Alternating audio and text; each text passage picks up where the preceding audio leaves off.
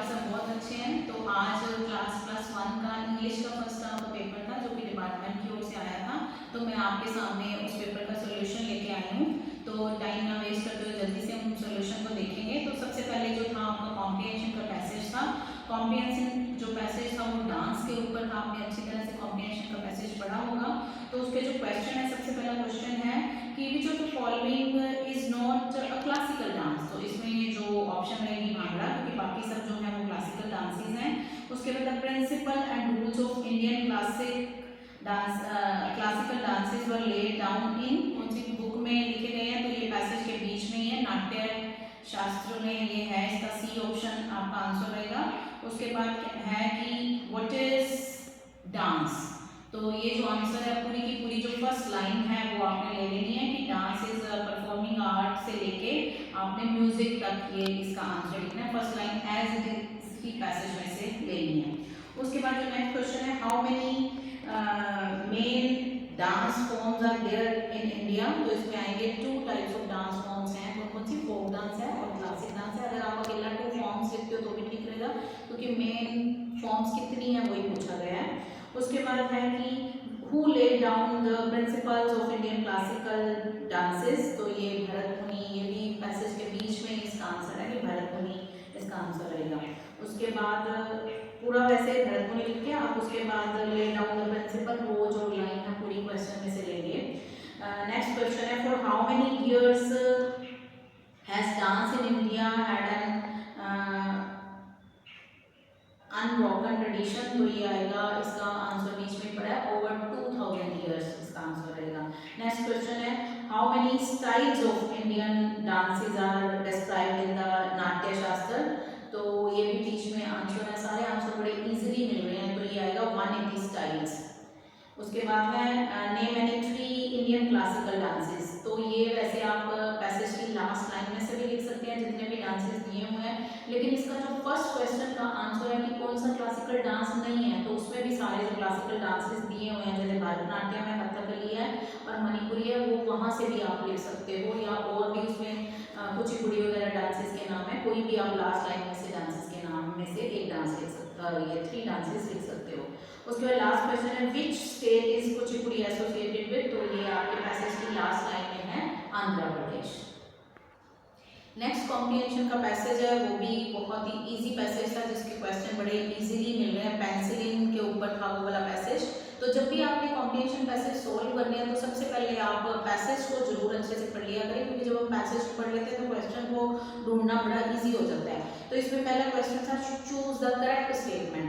तो ये जितनी भी स्टेटमेंट दी गई है इसमें 4 में से सिर्फ एक ही करेक्ट है, और वो है फर्स्ट वाली, penicillin could save the wounded soldiers. Next question है, who were interested in the discovery of penicillin in the beginning। तो इसका सेकंड ऑप्शन आंसर रहेगा scientist and ministers of government. उसके थर्ड क्वेश्चन है, how was penicillin useful in wars। तो ये वही जो फर्स्ट क्वेश्चन का आंसर था वो ही आप कॉपी कर सकते हो, पैसेज में से भी लिख सकते हो। तो ये था penicillin could save the wounded soldiers। how does penicillin act on human blood। तो ये वाला जो है पूरा का पूरी जो लाइन है वो बीच में से ली गई है कि penicillin when introduced into the stream of, ये वाली लाइन लेके आपने deadly germs तक इसका आंसर जो है पूरी लाइन का लिखना है।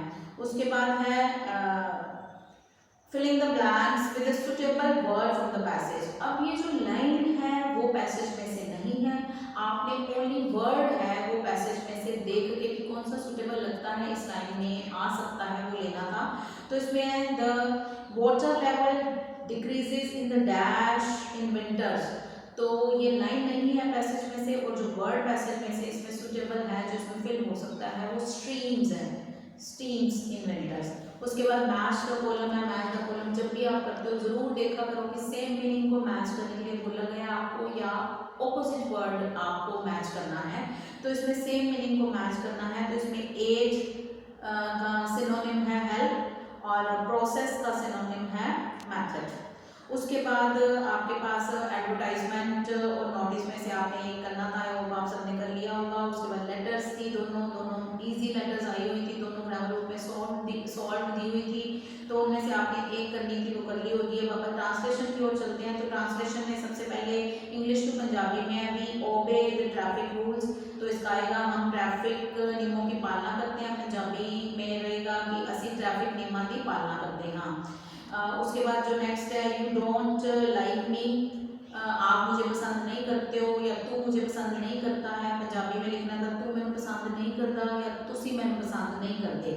मतलब तू और तुसी दोनों के लिए यू वर्ड यूज होता है, चाहे आप सिंगल को बोल रहे हो चाहे प्लूरल को बोल रहे हो तो आप यू ही वर्ड यूज करोगे। तो तू या तुसी, तू या आप, दोनों से आप कुछ भी लिख सकते हो। उसके बाद ट्रांसलेशन पंजाबी से इंग्लिश है, अध्यापक ने टेस्ट नहीं लिया। तो ये, तो इसका जो आंसर है सब बच्चे ध्यान रखेंगे कि एक होता है टेस्ट को लेना, एक होता है टेस्ट को देना। तो जो टीचर होता है, टीचर के लिए आपने हमेशा याद रखना है कि teacher always give the test, और जो स्टूडेंट्स हैं, टीचर जो हैं they give the test and students they always take the test. तो ये आपको याद रखनी है। बच्चे इसका उल्टा कर देते हैं, तो इसका अध्यापक ने टेस्ट नहीं लिया तो ये आएगा the teacher did not give the test, क्योंकि टीचर टेस्ट देते हैं। तो इसका आंसर क्या रहेगा, the teacher did not give the test. ये हमेशा सब बच्चे ध्यान रखेंगे गिव और टेक का। उसके बाद जो नेक्स्ट है, ओ चिराग सन, तो इसका आएगा दे वर क्लेवर। तो ये ट्रांसलेशन इंग्लिश पंजाबी से हमने इंग्लिश में इसको ट्रांसलेट कर दिया है, उसके लिए आप नोट कर सकते हो। उसके बाद डू एज डायरेक्टिव में सबसे पहले है filling the blanks with suitable determiners. तो डिटर्मिनर्स में सबसे पहला जो डिटर्मिनर है वो है dash of first word constantly together. अब वैसे ये जो लाइन है ये आपकी लाइन है the portrait of a lady वाले चैप्टर में से ली गई है, लेकिन अगर आप लेसन को कंसीडर करके लिखते हो तो आप इसका आंसर लिख सकते हो कि बोथ ऑफ अस। लेकिन अगर हम लेसन को कंसीडर नहीं कर रहे हैं तो ऑल ऑफ अस भी लिख सकते हैं, यानी कि आप अगर आपने बोथ ऑफ अस लिखा है तो भी ठीक है और ऑल ऑफ अस लिखा है तो भी ठीक है, क्योंकि हमें नहीं कहा गया कि हमने लेसन को कंसीडर करना है, तो दोनों इसमें डिटर्मिनर्स जो है वो आ सकते हैं। उसके बाद है we hear dash amazing success story, तो इसमें आएगा we hear his amazing success story. उसके बाद नेक्स्ट है children begin learning by imitating dash elders, तो ये आएगा इमिटेटिंग देयर एल्डर। देयर इसमें THEIR वाला देयर रहेगा, THERE वाला देयर नहीं आना। उसके बाद fill in the blank suitable modals, तो मॉडल्स में द फिल्म। अब इसमें सब बच्चे ध्यान देंगे, यहाँ पे 2 आया है। अब यहाँ पे है the film dash to be a great success, तो इसमें अगर 2 नहीं होता तो हम कुछ भी लगा सकते थे कि शुड बी, अगर 2 नहीं होता तो। लेकिन अगर यहाँ पे क्योंकि 2 आया हुआ है तो हम यहाँ पे ought भरेंगे, ये ought to बन जाएगा। शुड, ought to, मस्ट, तीनों का मीनिंग चाहिए ऐसे हम लेते हैं। अगर हम मॉडल्स करते हैं तो तीनों का मीनिंग जो है वो चाहिए आता है, लेकिन कुछ ऐसे है कि वो हम कह सकते हैं कि जो मतलब बहुत ज़्यादा उसको स्ट्रेस देके चाहिए, लेकिन यहाँ पे क्योंकि 2 लगा हुआ है तो कोई ऑप्शन नहीं है, तो ought ही आएगा इसमें। उसके बाद ये है कि my hostel mates told me I dash the opportunity to go to घूमने, तो इसमें शुड या मस्ट दोनों ही आ सकते हैं अगर हम लेसन को कंसीडर नहीं करते हैं। वैसे ये सुधा मूर्ति वाला लेसन है, लेकिन इसमें शुड मस्ट कुछ भी आ सकता है। उसके बाद आगे जो ग्रामर में है हार्डवर्क डैश सक्सेस, आपने इसको सिंपल प्रेजेंट में चेंज करना है। तो ये ब्रैकेट में आपने ब्रिंग दिया हुआ है, तो ये सिंपल प्रेजेंट में क्योंकि हार्डवर्क इज सिंगुलर तो ब्रिंग के साथ SENS लगेगा, तो ये आ जाएगा hard work brings success. The dash here till Sunday, तो स्टे का फ्यूचर कंटिन्यूअस में आपने बनाना है, तो ये आ जाएगा she will be staying. Stay का क्या बनेगा, फ्यूचर कंटिन्यूअस में विल बी स्टेइंग। स्टे के साथ ING, दिस इज कंटिन्यूअस, और फ्यूचर के लिए विल बी लगेगा, शी विल बी स्टेइंग, आगे जो भी आपका सेंटेंस है। उसके बाद वॉइस आई नो हिम, तो वॉइस का आंसर रहेगा आई नो हिम का क्या आएगा, ही इज नोन। अब इतना ध्यान रखना है, यहाँ पे यूजुअली आप बाय लगाते हो, लेकिन यहाँ बाय नहीं आना क्योंकि नो के साथ प्रेपोजिशन लगती है, तो ये आएगा he is known to me, by नहीं लगाना। उसके बाद नेक्स्ट वॉइस है शट द डोर। अब ये जो है इंपैरेटिव सेंटेंसेस है। अब सॉल्व करने के देयर आर 3 मेथड्स। तो अपना जो क्वेश्चन है मैं क्वेश्चन लिखूंगी ताकि आप उसको इजीली समझ सको। तो आपका क्वेश्चन है शट द डोर। तो इसमें सबसे पहले इधर डोर को अगर आप ले आते हो तो ये ऐसे भी बन सकता है कि the door should be shut.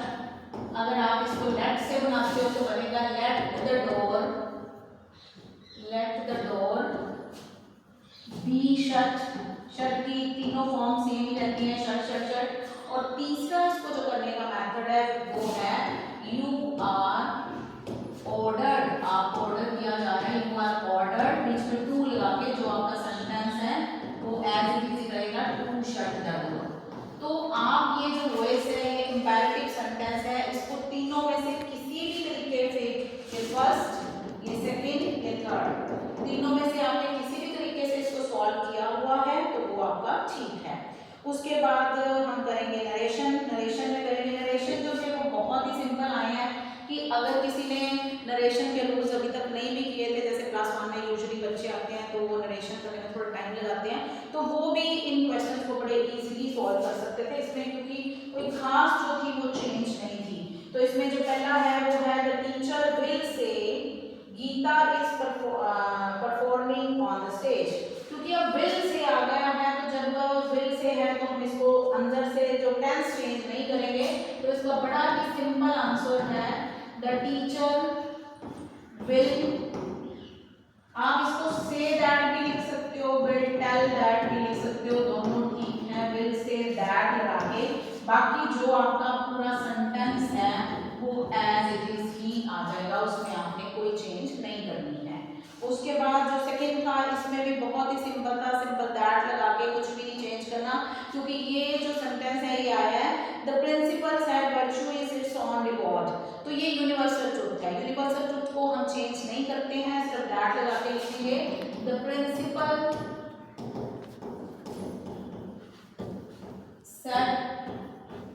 Said that. उसके बाद सिर्फ यहाँ पे आपने ज्वाइन करने के लिए जो वर्ड लगाया है वो दैट है, बाकी सेम रहेगा virtue is it's on reward. पीछे जो कॉमास है बस आपको वो हटाने हैं। तो ये आपके नरेशन जो थे वो बहुत ही सिंपल थे। उसके बाद हम ऑब्जेक्टिव टाइप क्वेश्चंस करेंगे। तो ऑब्जेक्टिव टाइप क्वेश्चन में सबसे पहले है how many people were there on the interview panel. कितने लोग थे? 6 पीपल थे, वहां पे 6 लोग थे जो इंटरव्यू लेने के लिए आए थे सुधा मूर्ति की। उसके बाद JRD Tata was the owner of कौन सी कंपनी? टैल्को। उसके बाद जो नेक्स्ट क्वेश्चन है who is the author of the chapter the portrait of a lady. कौन ऑथर है? खुशवंत सिंह।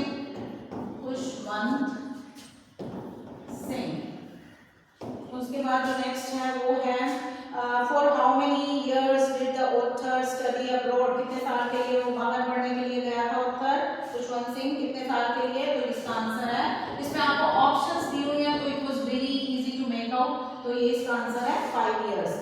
आगे है who was made to march in front of the whole battalion.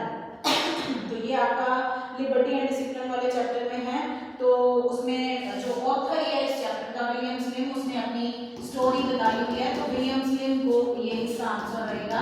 William slim भी लिख सकते हो या द ऑथर भी लिख सकते हो, दोनों ही आपके आंसर ठीक हैं, कुछ भी लिख सकते हो, यानी कि ऑथर का नाम भी लिख सकते हो, अकेला ऑथर भी लिख सकते हो।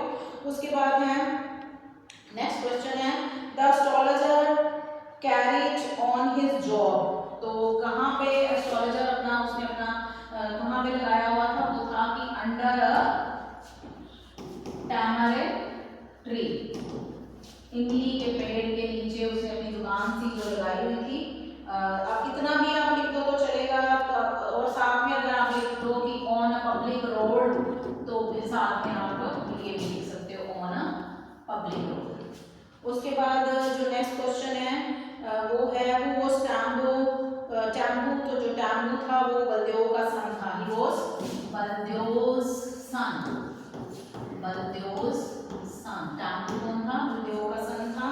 उसके बाद there was a shopping centre at the back of the railway station. True है या फॉल्स है? ये फॉल्स है, वहां पे तो जंगल था, वहां पे शॉपिंग सेंटर कहां पे आएगा? So this is false. आगे the astrologer had stabbed the man Gurunayak, ये ट्रू है। उसके बाद who is the writer of the chapter the tiger in the tunnel, तो इसका जो है राइटर है वो है रस्किन बॉन्ड। उसके बाद 2 पॉइंट्स हैं, दोनों में से आपने एक पॉइंट का जो स्टैंजा था सॉल्व करना था। मैं दोनों के आंसर आपको 1 बाय 1 बताऊंगी। तो जो पहली पॉइंट है वो है, फर्स्ट पॉइंट है द बडिंग ट्विग्स, ये वाला स्टैंजा है। तो इसमें नेम ऑफ द पोएम है lines written in early spring, और इसका जो पोएट है वो है विलियम वर्ड्सवर्थ। तो पहले ये 2 क्वेश्चन आपके सॉल्व हो गए हैं। उसके बाद है what was there on the branches of the tree, तो ट्रीज की ब्रांचेस में क्या था वो आपने लिखना है। तो इसका आंसर आएगा बडिंग ट्विग्स। क्या था? Budding twigs. ये भी आपने कुछ खुद से नहीं लिखना है, ये आपके जो स्टैंजा की लाइन है उसमें ये आंसर पड़ा है। उसके बाद name the figure of the speech in the very first line of the given stanza, तो ये जो वेरी फर्स्ट लाइन है वो है budding twigs spread out their fan, तो ये जो फिगर ऑफ स्पीच है इसमें आएगी पर्सोनिफिकेशन। उसके बाद जो नेक्स्ट स्टैंजा है Whenever I see a caterpillar, ये नेम ऑफ द पोएम है मदर्स डे, और इसका जो पोएट है वो है शिव के Kumar. The poet hears ancestors voices, ये ट्रू है या फॉल्स है? तो ये ट्रू है। The poet invoke his deity how many times, तो ये इसका आंसर रहेगा his deity twice a day। Sorry, ये पहला जो है ब्लैंक है, द पोएट इनवोक्स डैश, तो डैश में आंसर रहेगा इज द डेटी। तो उसके बाद नेक्स्ट क्वेश्चन सेम ही है, इससे रिलेटेड है, how many times does the poet invoke his deity, तो इसका आंसर रहेगा ट्वाइस अ डे। उसके बाद 2 पॉइंट्स के आपको दोनों में से एक का सैंपल आइडिया करना था। फिर आपके क्वेश्चंस हैं, शॉर्ट क्वेश्चन है, और उसके बाद क्या है लॉन्ग आंसर का क्वेश्चन है। तो जो शॉर्ट क्वेश्चन है उसमें से उसके आंसर मैं बता देती हूँ। What type of question was the author asked by the interview panel, तो इसमें आएगा कौन से क्वेश्चन उनसे पूछे गए थे, तो इसका आंसर रहेगा शी वाज आस्क्ड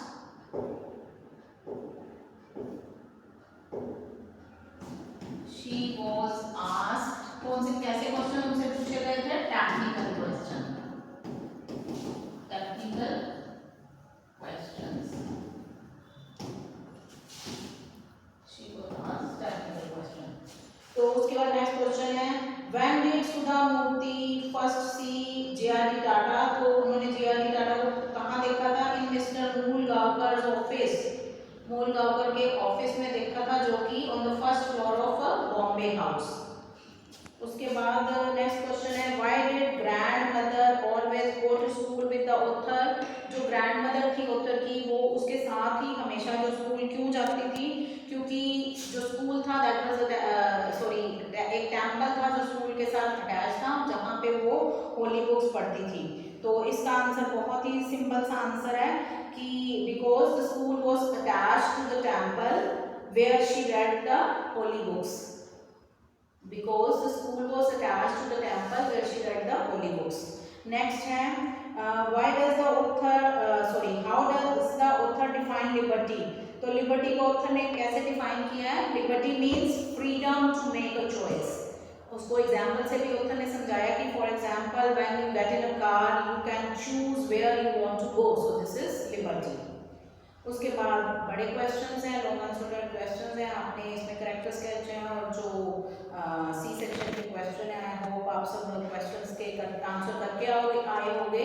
इसमें ये मैं सी सेक्शन के जो छोटे क्वेश्चन हैं उनके आंसर आपको बता देती हूँ कि what was the astrologer professional equipment, तो इसमें जो एस्ट्रोलॉजर ने प्रोफेशनल इक्विपमेंट लिए हुए थे जो लेसन में आए हुए हैं वो आप लिख सकते हो, जैसे a dozen cowrie shells थे, a square piece of cloth with strange chart था, a notebook and small little things, छोटी छोटी कुछ चीजें थी, ये सब आप आंसर में आपने लिखना था। How could the astrologer guess the client's problem? What was Baldev X like? Problem उनको क्लाइंट की कैसे पता चलती थी? वो गेस्ट बेस पे सारा चलता था, क्योंकि उसको कुछ तो कुछ पता नहीं था। It was purely based on guess work. उसके बाद बलदेव की एग्स कैसी थी, तो Baldev's eggs it was fragile to look at, but it was very deadly when used.